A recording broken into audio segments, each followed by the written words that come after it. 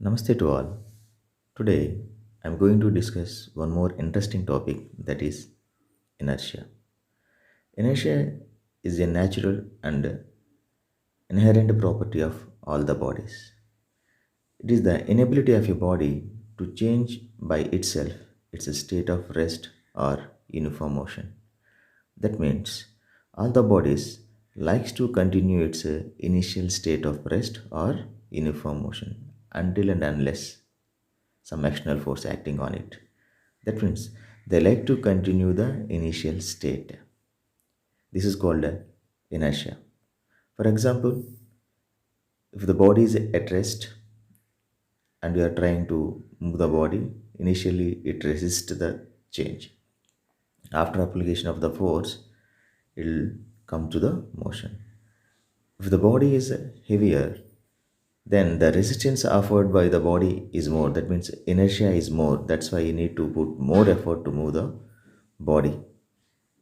Similarly, if the body is moving, to make it to change from the motion to the rest, if it is a lighter body, the resistance offered by it is less, then less effort is enough. If the body is heavier, then it is very difficult to you to stop it. That means the inertia of motion is more here. That means the inertia is depends upon the mass of the bodies. You can understand that inertia is more for the heavier bodies and inertia is less for the lighter bodies. That's why we can say mass is the measure of inertia, and the SI unit of inertia is kilogram. We can classify the inertia into three types: inertia of rest, inertia of motion, and inertia of direction. Let's discuss one by one. Inertia of rest: the tendency of a body to continue its state of rest. That means initially object will be at rest and it likes to continue the same rest position. Let's see some example. Here a coin is placed on a paper. That means initially the paper and the coin both are at rest. If you flick the paper only will fly away. But the coin likes to continue its initial state of rest. It's happening due to the inertia of rest of the coin. Similarly, one more common experience. If you're standing in a bus and the bus has started suddenly, you will get a bad joke. Why it is? Because this is also due to inertia of rest. Initially, you and bus both are at rest. When the bus has started suddenly, bus has to move forward. But our body is habituated to be at rest. That's why the bottom part of the body will move forward, but whereas the upper part resists the change to move forward. That's why the bottom part is moving forward and the upper part is like to continue the same initial position. That's why you'll get a back jerk. This is also due to the inertia of rest. Let's see one more example. Due to the wind, or if you are jerking the tree, the leaves or fruits will be detached from it. It is also due to the inertia of rest. Due to the wind, for example, due to the wind, the branches has to move, but initially the fruit and branches are at rest. Due to the wind flow, the branches have to move forward, but the fruit doesn't like to comes to the motion. It likes to continue its initial state of rest. That's why the fruits or leaves will be detached from the branches. Look at this beautiful scene. Initially, the net and the heap of the leaves are at rest. When the person is falling on it, due to the weight of the person, the net moving down towards down, but the heap of the leaves doesn't like to move. It likes to continue its initial state of rest. This is also a nice example for the inertia of rest. While playing the caroms also, you can displace the only bottom coin without disturbing the pile. This is also possible due to the inertia of rest. Very similarly, A pile of wooden pieces. By applying the force on the bottom one without disturbing remaining pile, you can displace. Because initially, all the wooden pieces or carom coins are habituated to be at rest. Even though you are applying the force on the bottom one, remaining coins doesn't like to change its initial state of rest. So this is possible due to the inertia of rest. Now, another type of inertia, that is the inertia of motion. Inertia of motion means the tendency of a body to continue its state of motion. That means if the body is initially in uniform motion, it likes to continue the same state. It doesn't like to change its state of motion. This is called inertia of motion. Why do you fall in the forward direction when a moving bus brakes to stop? It's a common experience to all of us. If the driver applies the brake suddenly, you will get a forward jerk. This is also due to inertia of motion. Initially, we are also in the state of motion along with the bus. When the driver applies the brakes, the bottom part of our body has to come to rest along with the bus. But the upper part of our body doesn't like to change its state of motion to the rest. That's why the bottom part of the body coming to rest, but upper part of the body still having the inertia of motion. That's why you will get a forward jerk. This is also similar example. When running horse stops suddenly, then the rider will fall forward because initially the horse and rider both are in inertia of motion.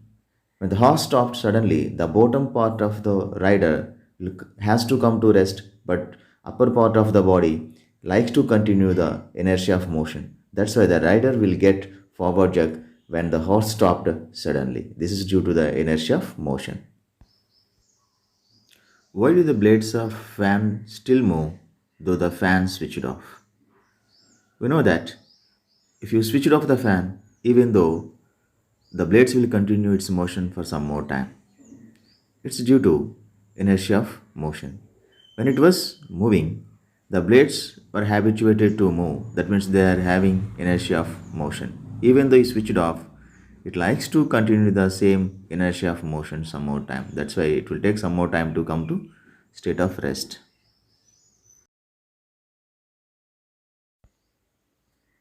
Why does an athlete run some distance before taking a long jump?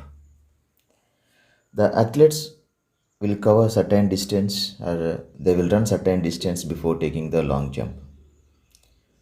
By running certain distance, they are giving the inertia of motion to his body. That tendency of motion helps him to take a long jump. That's why before taking the jump, they will run. Let's see another type of inertia, inertia of direction. Inertia of direction means the tendency of a body to continue its initial direction. That means body likes to continue the same direction, doesn't like to change its direction. Let's see some examples. Whenever the vehicle enters from straight path to the curved path, the passengers will tilt in opposite direction to the curved path. This is due to inertia of direction. When the vehicle is moving in a straight line, along with the vehicle, the passengers also habituated to move in a straight line path. But if the vehicle is taking the left turn, for example, then the bottom part of the passengers, along with the bus, they need to tilt towards the left. But due to the inertia of direction, the upper part of the persons likes to continue the same direction. Bus is moving towards the left, but they would like to continue the same initial direction that is a straight line. That's why it appears like they are moving in a opposite direction to the left. Actually, they are trying to maintain the same direction. That's why it appears as moving as a right direction. This is also due to the inertia of direction. Before going to the next application, answer this question. A boy is whirling a stone tied with a string in a horizontal circular path. When the string breaks the stone, there are three options to you. We'll continue to move in the circular path. We'll move along a straight line towards the circular path. We'll move along a straight line tangential to the circular path. What is the correct answer? To answer this, let's discuss some basic points. To continue in a circular motion, every object should change its direction at each and every position of circular path. Centripetal force helps to change its direction. If the string breaks, then there won't be any center seeking force acting on a object to keep it in a circular motion. Then object finds its original path or initial path, that is tangential to the circumference on the circle where it was disconnected. That's why the object finds the tangential path. This is due to the inertia of direction. Let's say another question. What is the use of mudguard?